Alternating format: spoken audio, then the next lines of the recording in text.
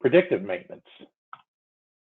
So predictive maintenance, what this is the ability to track repairs to isolate components that have a failure pattern and replace these items during preventive maintenance instead of waiting for them to fail.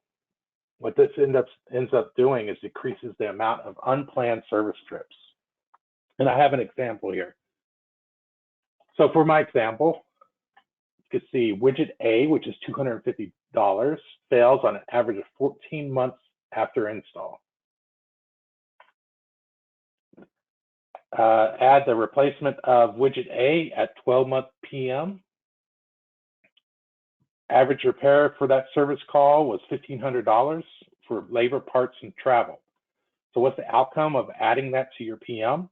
Of course, now you're just paying for the part, and now you don't have to worry about in 14 months possibly going back out for a repair.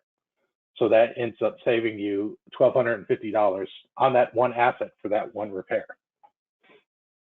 So now you will increase your uptime and then reduce the cost of not having a service call.